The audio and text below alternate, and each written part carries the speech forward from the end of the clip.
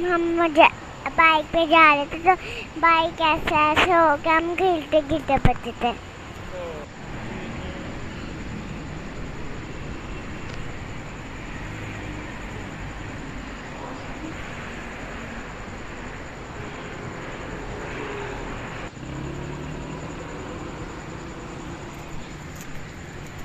अस्सलाम वालेकुम, मैं हूं शहजाद अवान और आप देख रहे हैं ASA TV। अभी मैंने ना कल ये अपनी बाइक का काम कराया सुजुकी GS 150 का। तो मैंने अपने दोस्त को भेजा से ये काम करवा ला, वो करवा के लाया। तो बच्चे ने ये काम किया था, मतलब कि तेल वगैरह चेंज किया। तो अभी मेरे साथ हादसा पेश आने लगा था। सारा मेरा ऑयल जो है ना, इंजन ऑयल सारा घिर गया है, जिसकी वजह से मेरा है ना बड़ी मुश्किल से अपनी बाइक को कंट्रोल किया। मेरे साथ बच्चे भी थे, तो बड़ी मुश्किल से अल्लाह पाक ने मुझे इस हादसे से बचाया है।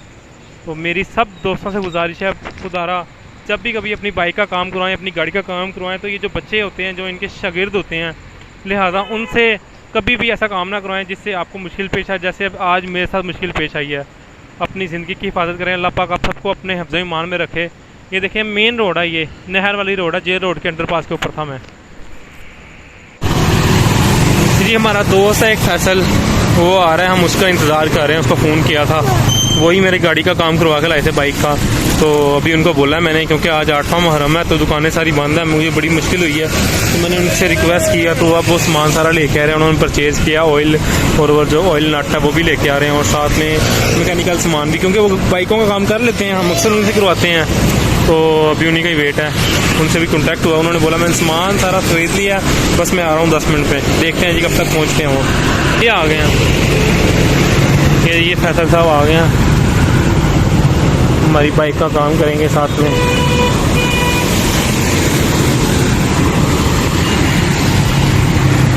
हाँ जी फैसल भाई, आ गए हो?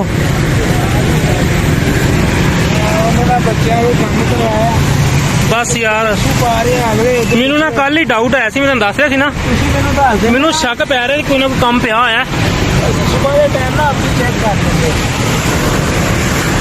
ला रहे हो?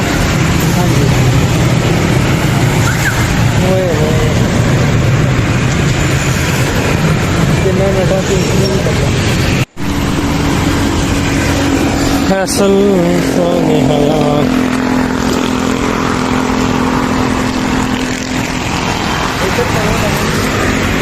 लो जी लो, काउंट की करन लगे हो?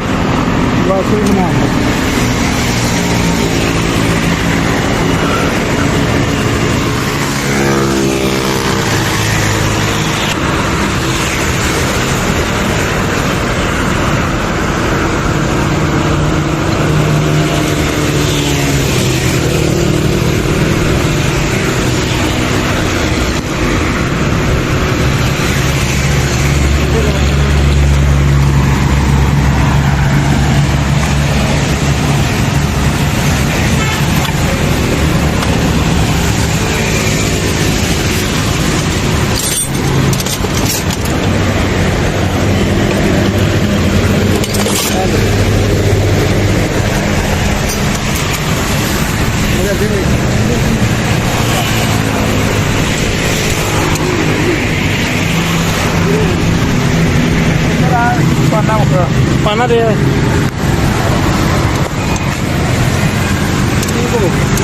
अपना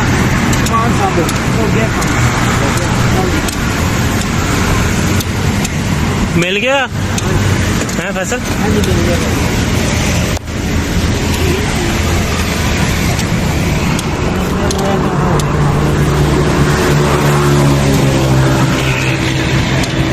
बस चाचू ने कर दिया, अभी जाते हैं।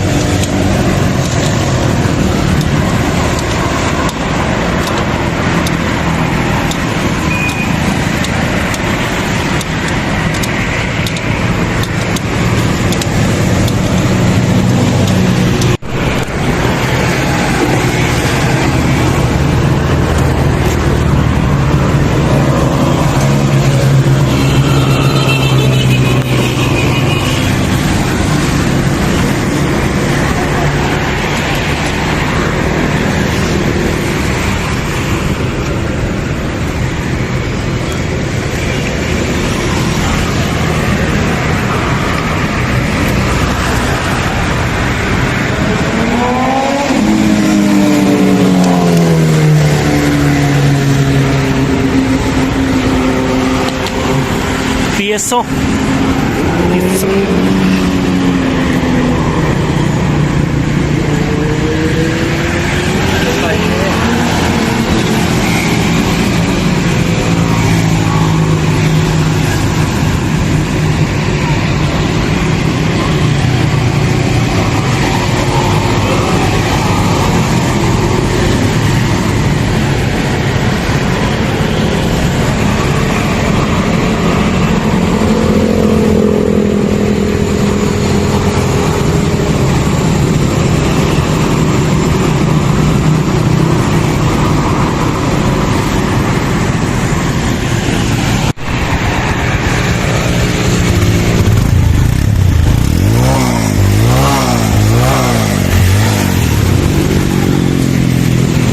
ਇਹ ਫੈਸਲ ਸਾਹਿਬ ਸਾਨੂੰ ਇਹ ਰਾਤ ਨੂੰ ਡਿਸਟਰਬ ਕੀਤਾ ਅਸੀਂ